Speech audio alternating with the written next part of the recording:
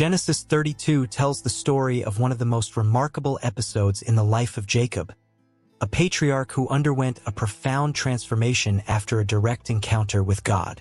The story is rich in lessons about faith, perseverance, and the importance of trusting God completely, especially in times of great challenge. In this chapter, Jacob is about to meet his brother Esau again, with whom he had a troubled history. Anxious and afraid, he seeks a practical solution, but also decides to cry out to God, which culminates in a unique and spiritual experience that completely changes his life. Have you ever faced a situation in which you had to face someone after a conflict or mistake from the past? That moment when emotions mix fear, regret, and perhaps a glimmer of hope? Jacob went through something like that, and his experience teaches us many lessons about the power of God to transform situations and change names. Jacob was finally returning to the land of his fathers, the place that God had promised to him and his descendants. This return, however, was not just a geographical journey. It was also an emotional and spiritual journey. Many years had passed since he had fled his home to escape the wrath of his brother Esau. Jacob knew that as he approached his homeland, he could not avoid the consequences of his past mistakes. He would have to meet Esau again, whom he had deceived in order to receive the birthright blessing, something that had brought great conflict between them. This moment not only challenged his courage, but also his faith and dependence on God. The last time they had seen each other, Esau had been furious and full of hatred. He had promised to kill Jacob, and that threat was still fresh in Jacob's memory, bringing fear and insecurity. Jacob knew that he had made a mistake in deceiving his brother and stealing something so important. He was aware of the consequences of his actions, and now he was about to face his past head-on. This dilemma of whether to face or flee was intense. He knew that, no matter how hard he tried to avoid the confrontation, the issue needed to be resolved. His own conscience accused him, and he also had the responsibility to ensure the safety of his family and everything he owned. Throughout the journey, many questions and thoughts probably ran through Jacob's mind. Does Esau still want revenge? Has he forgiven me? How can I protect my family if he is still angry? Jacob was at a critical point, and now, faced with this inevitable reunion, he finds himself in a situation beyond his control. For the first time, Jacob realizes that the only thing he can do is place his trust in God, so that the consequences of his mistakes will not be fatal. This situation also reveals Jacob's human side. He was a man of faith chosen by God, but he still had fears and weaknesses like any of us. He knew he needed to trust God, but he also struggled internally with the fear of facing his brother. The return to the promised land symbolized not only the fulfillment of God's promise, but also a test for Jacob. He needed to learn to deal with the mistakes of his past and seek reconciliation. This was a defining moment in Jacob's life, for it forced him to confront his own identity and dependence on God. He could no longer rely solely on his intelligence and cunning. At this point in his life, he was learning that God's blessing did not mean a life without struggle and confrontation. The true blessing would be his transformation and the growth that would come from this experience. Jacob knew he was in a delicate situation as he approached his reunion with Esau. Fear of what might happen consumed him, so he began to take practical measures and human strategies to try to protect himself and his family. Jacob's first action was to divide his entourage into two groups. This plan was designed to minimize damage. If Esau attacked one group, the other would have a chance to flee and survive. Genesis 32 verses 7 to 8. He was determined to do whatever was necessary to protect his family and possessions. But these human preparations revealed his state of anxiety and his attempt to control a situation that still seemed uncertain and dangerous to him. In addition to the strategy of division, Jacob also thought of appeasing Esau's anger through gifts. He gathered a generous tribute: flocks of goats, sheep, camels, oxen, and donkeys, all carefully arranged and sent as gifts to his brother. Genesis 32 verses 13 to 21. Jacob hoped that these gifts would serve to soften Esau's heart and prepare him for a more peaceful reunion. Each group of animals was sent in stages, with precise instructions to his servants to tell Esau that the gifts were a sign of respect and submission. Jacob was clearly trying to win his brother's favor through material gestures, seeking to show humility and repentance. These preparations, though well-planned, did not alleviate Jacob's fear. He knew deep down that all he was doing was still insufficient to ensure security and peace. There was a tension between his human efforts and the awareness that the situation was ultimately beyond his control. He was dealing with what he had done in the past and the fear that the consequences would eventually catch up with him. Jacob's anxiety reflected his humanity. Even though he had been chosen by God, he was still vulnerable to feelings of insecurity and despair. Even with all the resources he had and all the strategies he could devise, Jacob realized that his confidence in his own abilities and preparations did not eliminate the fear that haunted him. He was trying to do everything he could, but deep down he knew that only God could truly intervene in the situation. Jacob's inner dilemma is something we often experience. The conflict between doing the best we can with our own efforts and trusting that God has the power to transform a situation that seems beyond our control. Jacob's attempts at practical solutions show that he was still learning to depend on God. His constant fear indicated that he needed more than strategies and gifts. He needed the peace and confidence that only faith in God could provide. As careful as he was in his plans, he knew there were limits to what he could do and that, in the end, God was in control. In the midst of fear and anguish, Jacob realizes that, despite all his human attempts to resolve the situation, he needs God's help. So he does something fundamental: he prays. This moment of prayer, recorded in Genesis 32 verses 9 to 12, is one of Jacob's most sincere and vulnerable. In his prayer, he begins by recognizing who God is and remembering the promise the Lord made to his ancestors. He calls God the God of my father Abraham and the God of my father Isaac, showing that he knows about the covenant God has with his family and God's care throughout the generations. Jacob also demonstrates humility and repentance, admitting his own unworthiness.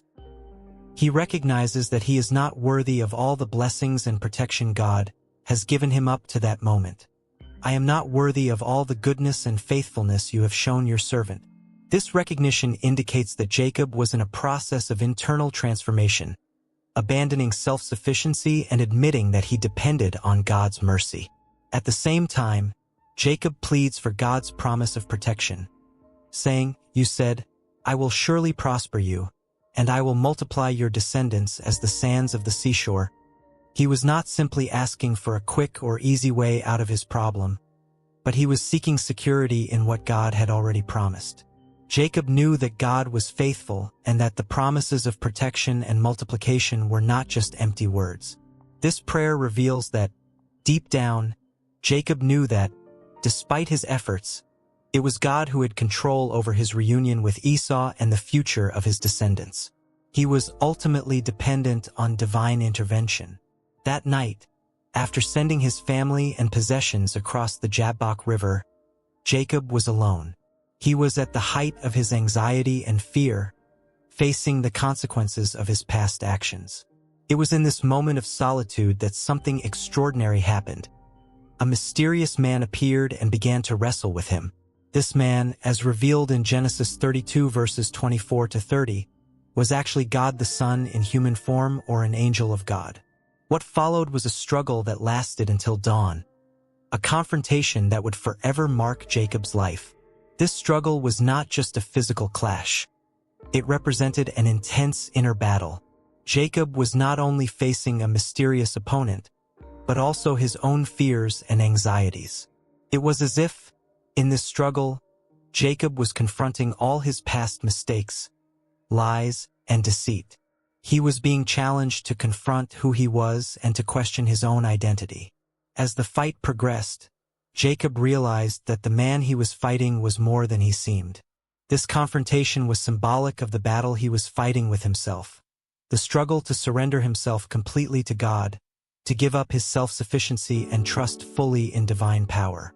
God allowed this fight as a process of transformation. Jacob, who had always been known as someone who manipulated situations, who tried to do things in his own strength, was being brought to a point where he needed to understand that, in the end, he was not the one in control of his destiny. The physical fight also had a crucial outcome. God touched Jacob's hip, dislocating it.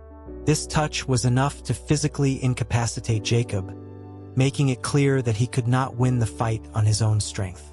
This touch was a turning point because it left him with permanent physical weakness, symbolizing that his strength would no longer come from himself, but from dependence on God. God was teaching Jacob that in order to move forward, he needed to recognize his limitations and surrender to divine power.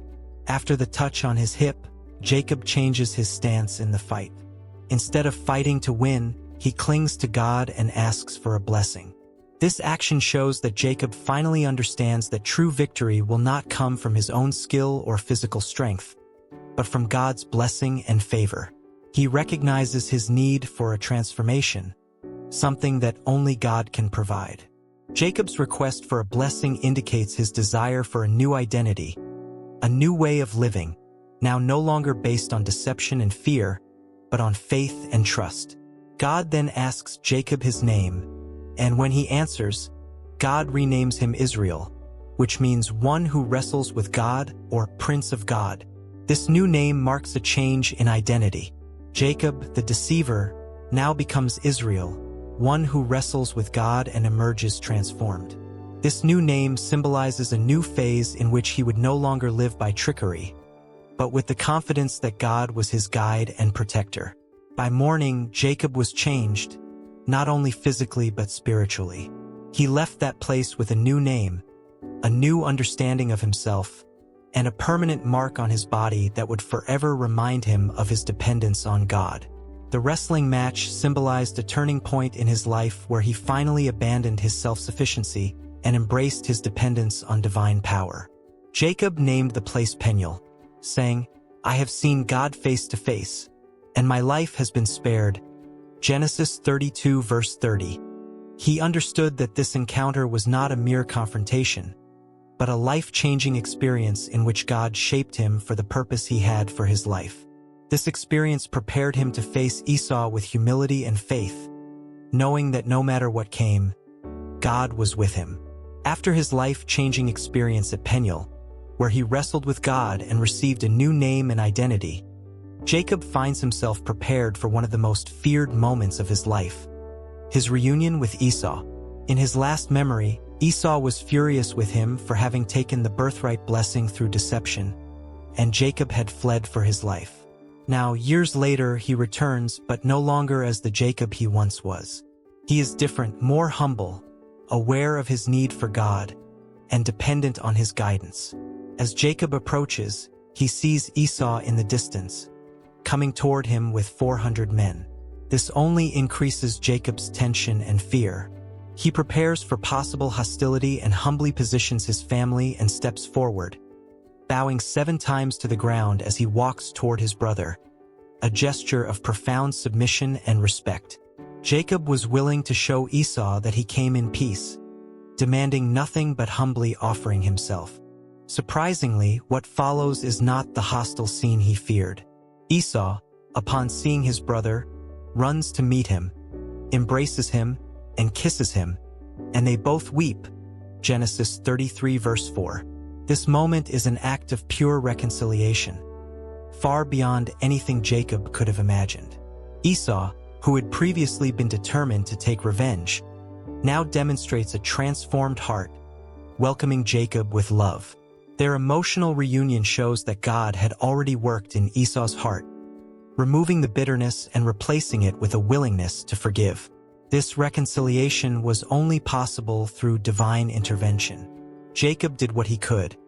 He prayed, prepared gifts, and showed humility, but it was God who touched the hearts of both, preparing them for that moment of peace. The story teaches us that when we place our trust in God, He not only acts in our lives, but also helps us reconcile what seems irretrievably lost. Thus, Jacob and Esau's reunion reminds us that God is able to transform hearts and accomplish the impossible. bringing forgiveness and restoration where there had been hurt and division. In the end, Jacob recognizes the reconciliation with his brother as a blessing and an answer to his prayer. He even tells Esau that he sees in his face the face of God, indicating how much he saw in their reunion divine intervention and grace at work in their lives. Genesis 33 verse 10. After their emotional reunion and reconciliation, Esau initially suggested that they continue their journey together. However, Jacob, being careful of his wives, children, and flocks, who needed a slower pace, insisted that Esau go ahead. Genesis 33 verses 12 to 14. They said goodbye peacefully, and Esau returned to the territory of Seir, where he lived. Jacob went in another direction and settled in a place called Sukkot, where he built himself a house and made shelters for his livestock. Genesis 33 verse 17. He later moved to Shechem in the land of Canaan, where he purchased a piece of land and built an altar, calling it El-Elohe-Israel, which means God, the God of Israel. Genesis 33 verses 18 to 20. This act symbolized his worship and acknowledgement of God's faithfulness in his journey and transformation. For many years, Jacob was branded as a deceiver and a cheat. He relied on his own abilities to achieve what he wanted, using deceit to gain his father's blessing and his brother's birthright, even though his brother had traded them for a bowl of lentils. However, Jacob's attitude led him to years of uncertainty and fear, especially in his relationship with Esau. When he finally surrendered to God at Peniel, his life changed profoundly. This challenges us to be people who put God at the center, who pray sincerely, and who surrender to his control. Even in difficult situations or with past hurts, when we trust God fully, he can transform our lives, heal relationships, and guide us on a new journey of peace and purpose.